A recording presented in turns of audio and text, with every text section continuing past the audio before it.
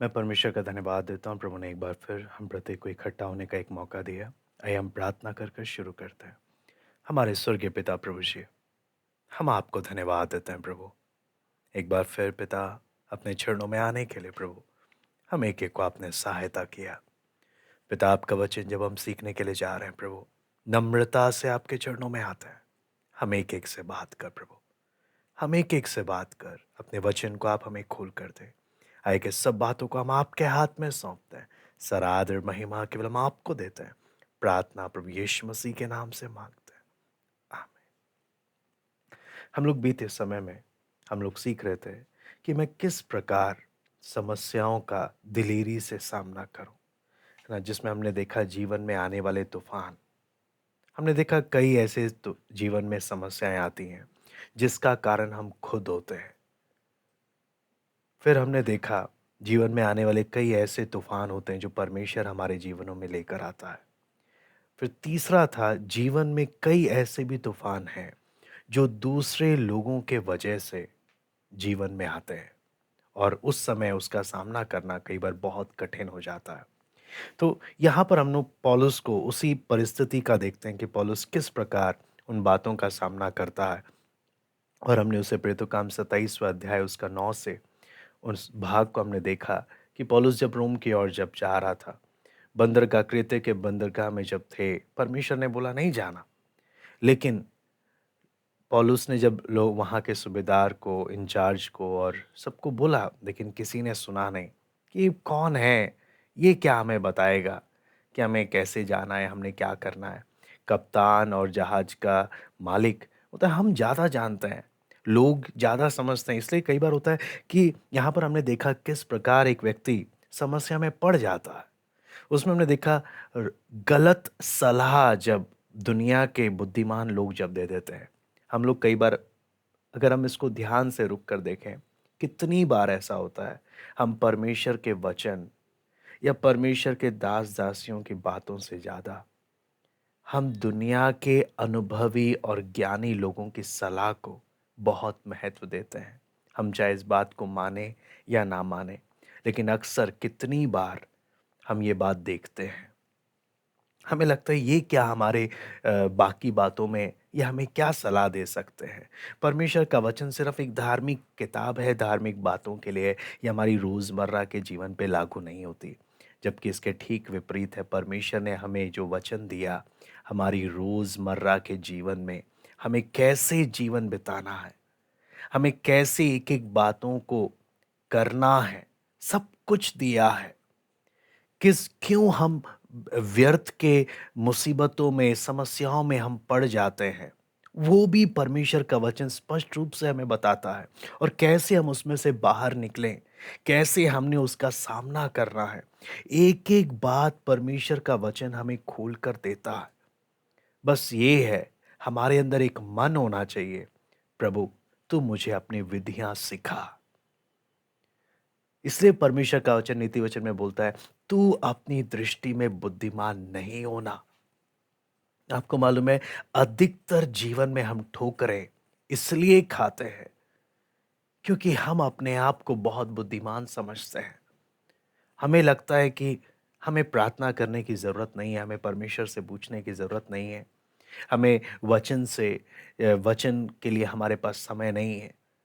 आपको मालूम है, जब हम ऐसा सोच लेके चलते हैं ना, हम बहुत ठोकरें खाते हैं, बहुत ठोकरें खाते हैं।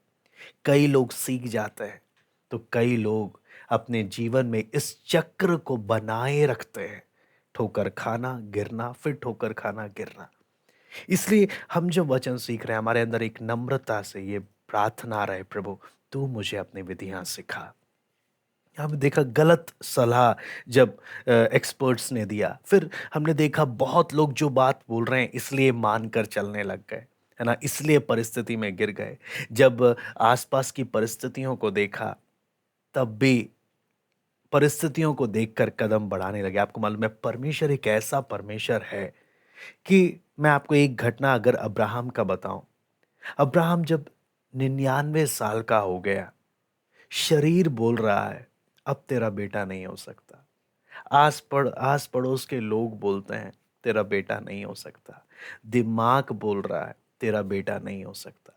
चारों तरफ से हर तरीके से बस एक ही बात नजर आ रही है, नहीं हो सकता। तब परमेश्वर बोलता है ठीक अगले साल इसी समय में तेरा एक बेटा मैं तुझे देने जा रहा हूं। आपको मालूम है परमेश्वर, हम जिस परमेश्वर की आराधना करते हैं, हम जिस परमेश्वर के सामने आते हैं, वो उसका काम करने का तरीका ही सबसे अलग है।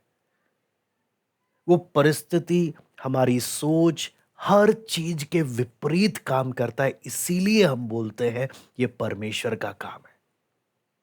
इसीलिए हम बोलते हैं परमेश्वर का काम है, क्योंकि ये मनुष्य की कल्पना से बाहर था, मनुष्य की सोच से बाहर था। इसलिए जब हमने उसमें देखा कि जब एक व्यक्ति समस्या में पड़ जाता है तो उस समय हमें क्या नहीं करना चाहिए। बहुत सारे लोग आज आज के समय में हम देखते हैं किसी ना किसी परेशानी में है, किसी ना किसी समस्या में है, लेकिन क्या नहीं करना चाहिए। मजबूरी बोलकर उस बहाव में पड़े नहीं रहना चाहिए, जो कि अक्सर लोग आप देखेंगे करते हैं, है ना।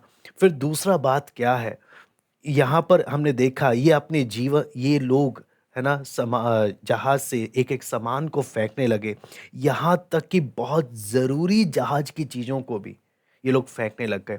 उसी प्रकार कितने लोगों के साथ ऐसा होता है कि जब समस्याएं आती हैं, ये अपने जीवन से प्रार्थना को दूर कर देते हैं, अपने जीवन से वचन को दूर कर देते हैं, अपने जीवन से आत्मिक संगति को खत्म कर देते हैं। एक एक जरूरी जरूरी बात जो भी इनके जीवन से संबंधित है, हर एक रिश्ते, हर एक जरूरी चीजें, प्रार्थना, वचन, सब कुछ को ये फेंकने लग जाते हैं। और कितना नुकसान उससे होता है वो हमने देखा है। इसलिए यहाँ पर देखते हैं, चाहे कितनी भी समस्याएं, जरूरी चीजों को अपने जीवन से कदापि दूर ना करें, है ना। फिर कितनी बार निराश हो जाते हैं, उम्मीद ही खो देते हैं कि अब कुछ नहीं। आपने हमने देखा पिछली बार 14 दिन हो गए, कुछ खाए नहीं, कुछ पिए नहीं, उजाला नाम का कोई चीज इन्होंने देखा नहीं। इन्होंने जिंदा रहने की उम्मीद ही खो दी।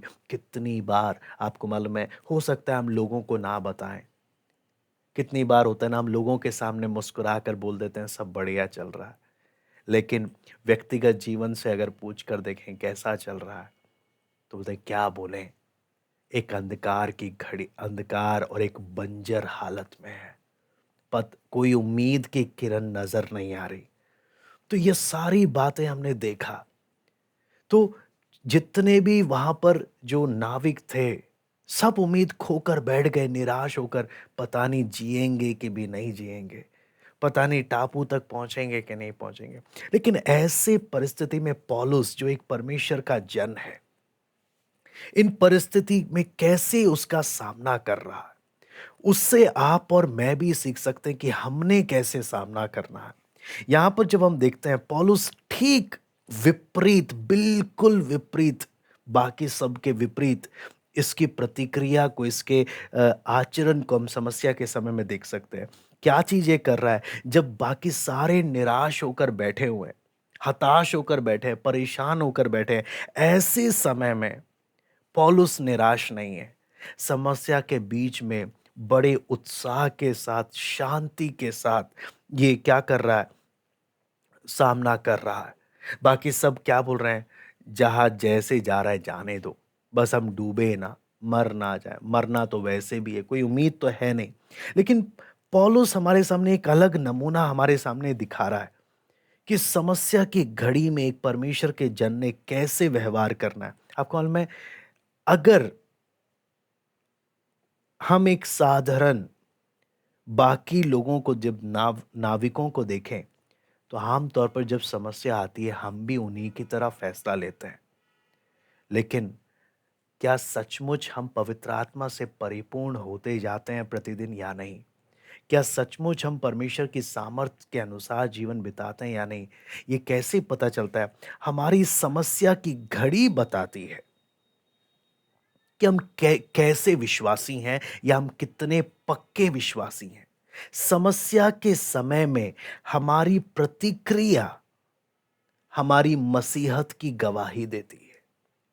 ये बात मैं बार-बार बोलूँगा, हमने अच्छे से समझना है। समस्या के बीच में हमारी प्रतिक्रिया, हम किस प्रकार समस्या का सामना करते हैं, वही हमारी मसीहत को बताता है कि हम कैसे हैं, है ना? उसी इसलिए आपको मालूम है, जब मेरे जीवन में कोई समस्या नहीं है, कोई दिक्कत नहीं है, शरीर में भी, स्वास्थ्य में भी कोई परेशानी नहीं है, कमाई में भी मेरी कमाई बढ़ती जा रही है ना? जब सब कुछ अच्छा-अच्छा चल रहा है, ऐसे समय में एक विश्वासी बनना या विश्वासी बनकर चलना बहुत आसान है, क्योंकि सब कुछ आपके जीवन में अच्छा-अच्छा चल रहा है। आपके जीवन में कुछ गड़बड़ हो ही नहीं रही, है ना? तब और जब आप प्रार्थना कर रहे हो, प्रार्थना का भी जवाब मिल रहा है, तो आपको लगेगा आप तो तीसरे स्वर्ग में पहुँच गए। आपसे अच्छा विश्वासी, आपसे अच्छा आत्मिक तो कोई है ही नहीं। सब कुछ आपके जीवन में परमेश्वर की आशीष ही आशीष है। लेकिन उस समय मसीहत की परीक्षा नहीं होती कि आप कितने पक्के विश्वासी हैं। असली विश्वासी हैं कब पता चलता है, जब ठीक इसके विपरीत हो रहा होता है आपके जीवन में, आपके और हम एक-एक के जीवन में। हमारे विश्वास की परीक्षा किस प्रकार होती है ना? जब हम निराशा के आस-पास, निराशा हमारे आस-पास जब मंडरा रही होती है ना? जब हम परिस्थितियाँ हमें बोलती हैं कि बस जो हो रहा है होने दो, कुछ नहीं कर सकते। हर कोई जब हमें बोल रहा हो, कुछ नहीं कर सकते, अब जैसा चल रहा है चलने दो। जब चारों तरफ से ऐसी बातें हों और जब हम मजबूर हो रहे हों कि छोड़ो, प्रार्थना करके क्या फ़ायदा? मैं इतना प्रार्थना कर रहा हूँ, कुछ जवाब नहीं मिल रहा है। ऐसा लग रहा है परमेश्वर पता नहीं मेरे से इतना दूर है कि मेरी आवाज़ उससे उस तक जा रही है, या परमेश्वर मेरे से बात कर भी रहा है। कुछ भी पता नहीं चल रहा, बंजर हालत है, बुरी हालत है अंदर से। आपको मालूम है, ऐसे समय में असली विश्वास की परीक्षा होती है।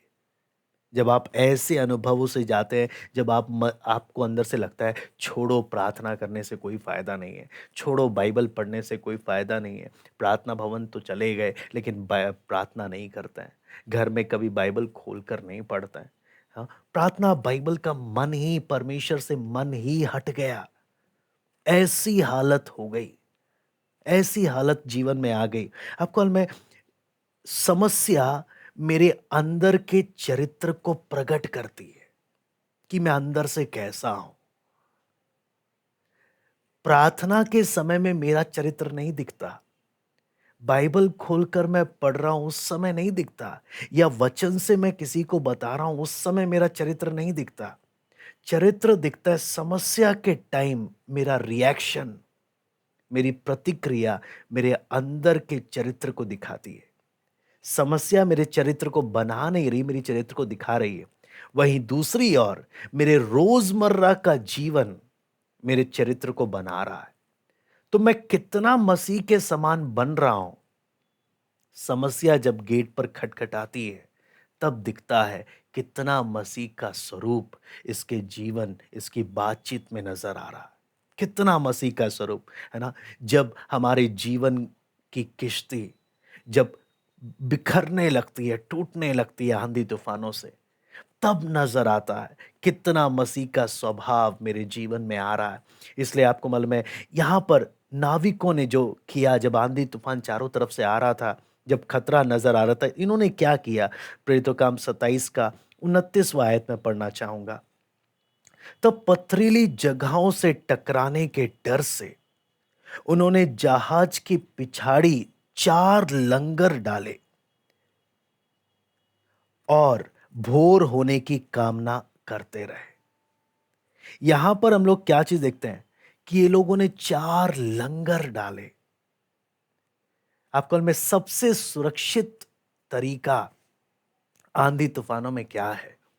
लंगर डालकर चुपचाप खड़े रहे, है ना? ज्यादा कुछ ना करें। क्यों? परिस्थितियां बदलती ही रहती हैं। आप जिस परिस्थिति का सामना अभी कर रहे हो, ये हमेशा ऐसा नहीं रहेगा, ये बदलेगा। समय, आप जिस समय से गुजर रहे हो, ये समय हमेशा ऐसा नहीं रहेगा, ये भी बदलेगा।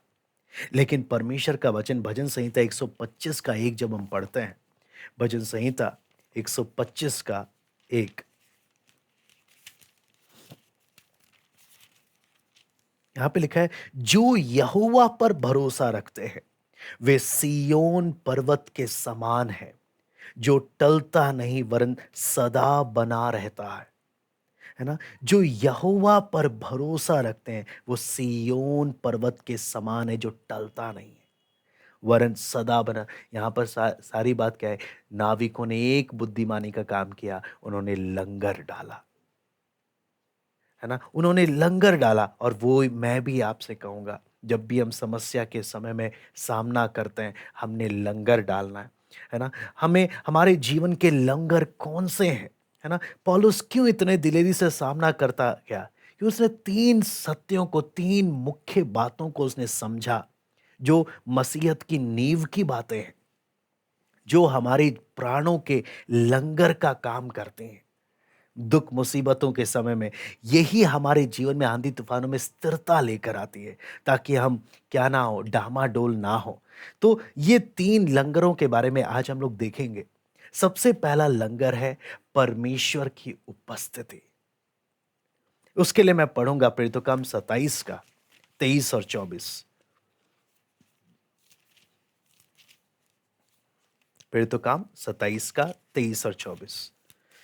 यहां पे लिखा है, क्योंकि परमेश्वर जिसका मैं हूं और जिसकी सेवा करता हूं, उसके स्वर्गदूत ने आज रात मेरे पास आकर कहा, है ना। यहां पर जब हम देखते हैं, मैं जिसका हूं, है ना, मैं परमेश्वर की संपत्ति हूं, मैं परमेश्वर का हूं, मैं जिसके सामने खड़ा रहता हूं। यहां पर पौल आगे 24वें आयत में लिखा है, हे पौलुस मत डर, तुझे कैसर के सामने खड़ा होना अवश्य है।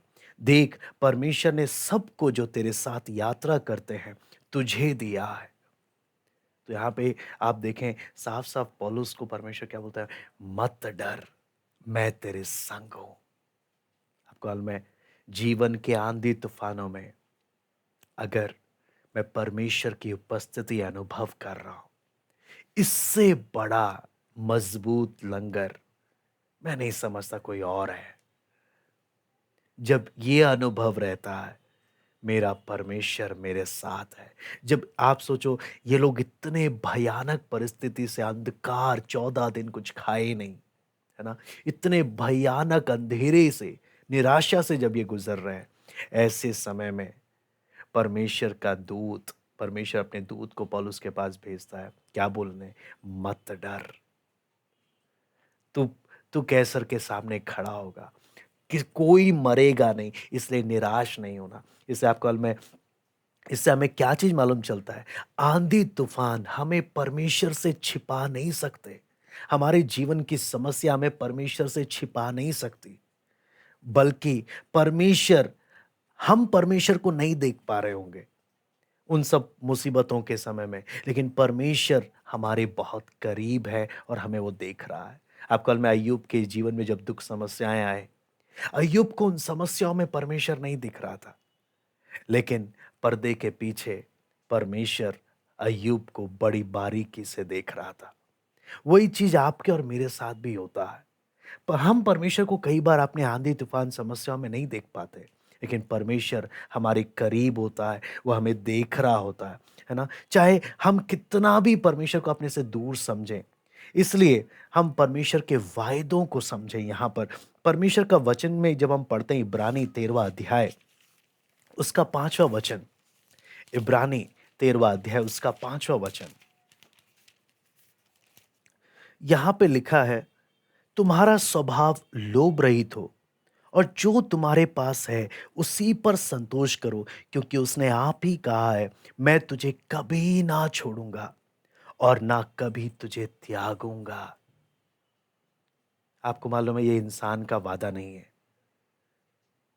इंसान बोलकर पलट जाता है, ये हमारे खून में है, लेकिन परमेश्वर बोलता है, मैं तुझे कभी ना छोड़ूंगा और ना कभी मैं तुझे त्यागूंगा। आपको में कितनी बड़ी तसल्ली, समस्या के दौरान में, अंधेरे पलों में, अंधकार के समय में, ये वायदे हमें सदैव याद रहने चाहिए। कि लोग शायद हमें हमसे मुंह मोड़ लेंगे, लेकिन परमेश्वर कभी हमसे मुंह नहीं मोड़ेगा। वो हमें कभी नहीं छोड़ेगा, वो हमें कभी नहीं त्यागेगा, वो हमेशा हमारे साथ है। मत्ती 28 का 20 में पढ़ना चाहूंगा। मत्ती 28 का 20।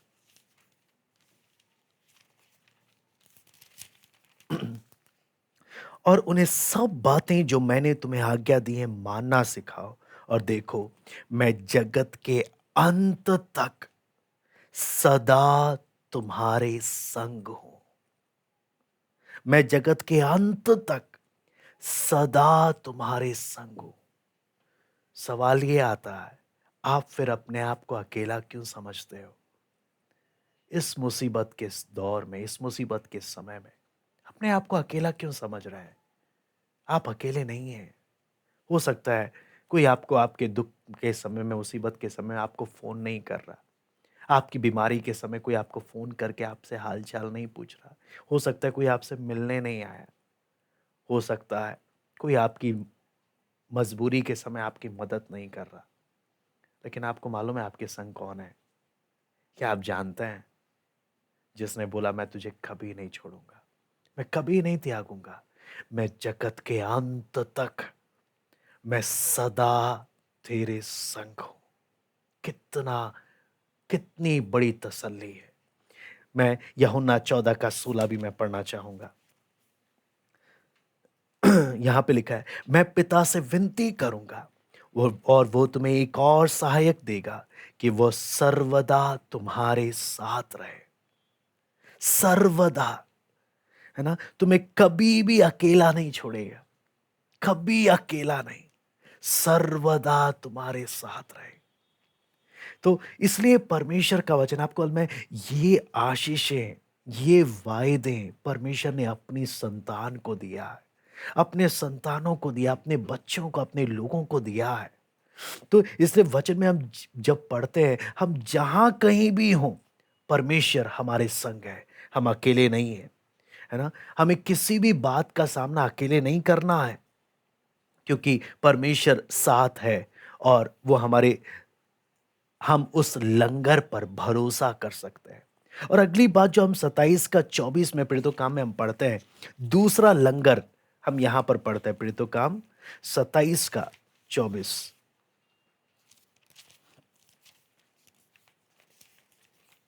यहां पे लिखा है, हे पौलुस मत डर, तुझे कैसर के सामने खड़ा होना अवश्य है।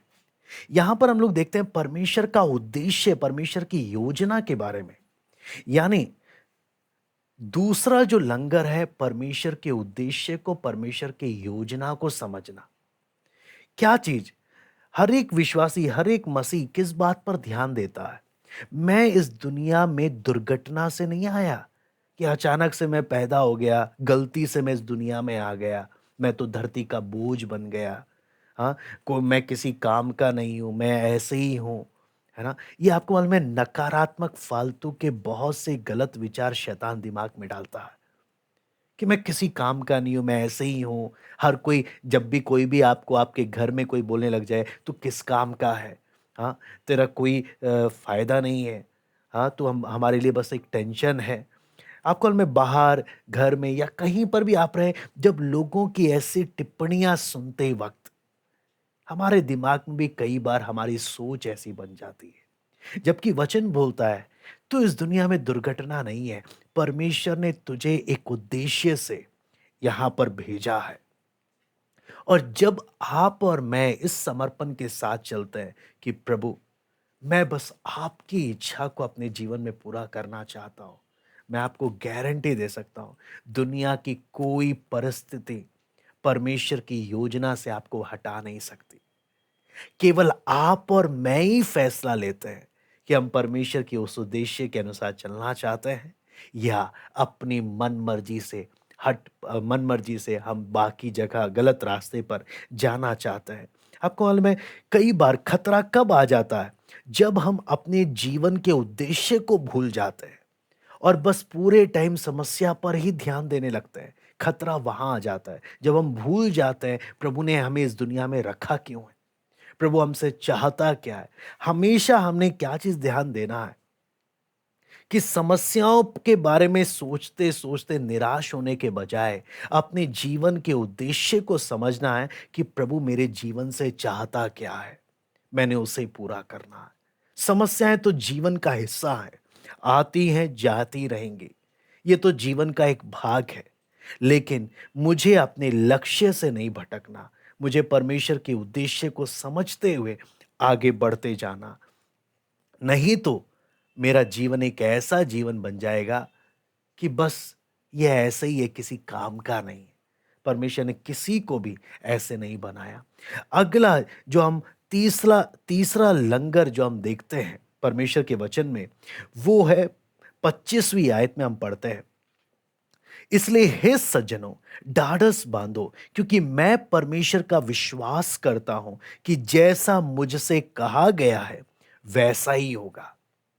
विश्वास, है ना। तीसरा लंगर है परमेश्वर के वायदे, जिस पर मैं विश्वास करता हूं, है ना, कि परमेश्वर अपने वादे पूरा का पूरा निभाता है, कभी तोड़ता नहीं है। समस्याएं कभी भी परमेश्वर का मुख हमसे दूर नहीं कर सकते, है ना, क्योंकि परमेश्वर सदैव हमारे साथ है। दूसरी बात हमने देखा, समस्या कभी भी परमेश्वर की योजना को, उद्देश्य को बदल नहीं सकते, क्योंकि परमेश्वर की योजना कोई टाल नहीं सकता। तीसरा, समस्याएं एक विश्वासी को बर्बाद नहीं कर सकती, क्योंकि उसके उसके विश्वास परमेश्वर के वायदों पर है। तो ये सारी बातें जब हम देखते हैं, तो जो हम जीवन में कैसा भी तूफान हो, हम उसका सामना कर पाएंगे। मैं आपको बोलूंगा, अगर आप इन आयतों को मनन करेंगे, मैं बोलूंगा कितना भी बड़ा अंधकार में तूफान हो, आप जरूर इसमें से बाहर निकल पाएंगे, जैसे पौलुस ने इन परिस्थितियों का सामना किया, है ना। हो सकता है समस्या के दौरान, आंधी तूफानों के दौरान हमने अपने जहाज के सामान फेंके, है ना, जरूरी चीजों को हमने खो दिया।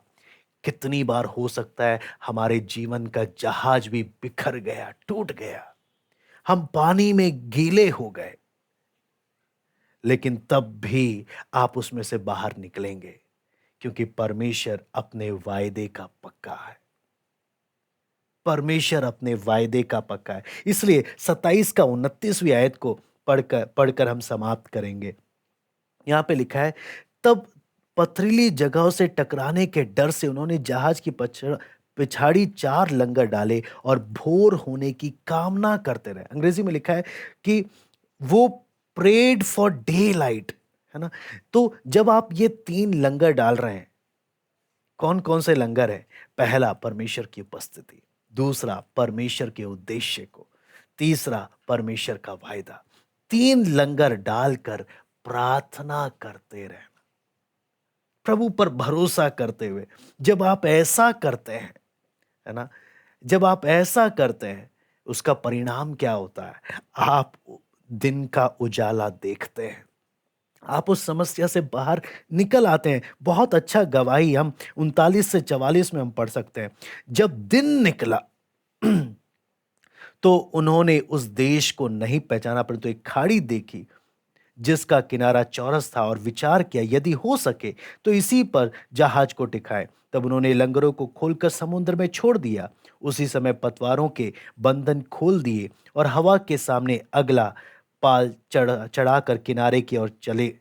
परंतु 2 समुद्र के संगम की जगह पड़कर उन्होंने जहाज को टिकाया, और गलाही तो धक्का खाकर गड़ गई और टल ना सकी, परंतु पिछाड़ी लहरों के बल से टूटने लगी। तब सैनिकों को यह विचार हुआ कि बंदियों को मार डाले, ऐसा ना हो कि कोई तैर के निकल भागे। परंतु सूबेदार ने पौलुस को बचाने की इच्छा से उन्हें इस विचार से रोका और यह कहा कि जो तैर सकते हैं पहले कूद कर किनारे पर निकल जाए, और बाकी कोई पटरों पर, कोई जहाज की अन्य वस्तुओं के सहारे निकल जाए। इसी रीति से सब कोई भूमि पर बच निकले। यहां पर अगर आप देखेंगे, सारे के सारे लोग बच गए। आप देखेंगे स्वर्गदूत जब पौलुस के पास आया, उस निराशा की घड़ी में बोला, मैं सबको पौलुस तेरे हाथ में कर रहा हूं, कोई नहीं मरेगा, सब बाहर निकलेंगे, सब बच जाएंगे। और यही अंतिम घटना में हम देखते हैं, सब बच गए, सबके सब बच गए। यही बात हमें भी अपने जीवन में समझ कर चलना है। कि अगर हम लंगर डालकर प्रभु के चरणों में बैठेंगे, ज़रूर दिन का उजाला देखेंगे। ज़रूर उन सब परिस्थितियों से बाहर आएँगे, जिसके बारे में हमें लगता है कि अब हम उम्मीद खो बैठे हैं। अब हम उम्मीद खो बैठे हैं, आप सबसे बाहर लाएँगे। लेकिन सारी बात है, क्या हम इन सिद्धांतों को, ये प्रैक्टिकल बातें हैं, क्या मैं इनको फ़ॉलो कर समस्याओं के दौरान जैसे परमेश्वर के लोगों को होना चाहिए, जैसे जीवन बिताना चाहिए, क्या मैं ऐसे बिताऊंगा? आइए हम प्रार्थना करते हैं। हमारे स्वर्गीय पिता प्रभु जी, हम आपको धन्यवाद देते हैं। प्रभु, आपने हमें पौलुस के जीवन से सीखने को दिया कि उसने किस प्रकार इस समस्याओं का सामना किया। प्रभु, हमें एक एक से बात कर पिता कि हमने किस प्रकार से आपके वचन के अनुसार हर परिस्थितियों का सामना करना है। हम एक एक से बात कर पिता। धन्यवाद देते आज की संगति के लिए, इन वचनों को मनन करने के लिए कृपा दे। सब बातों को हम आपके हाथ में सौंपते हैं। सराध और महिमा केवल हम आपको देते हैं। प्रार्थना प्रभु यीशु मसीह के नाम से मांगते हैं।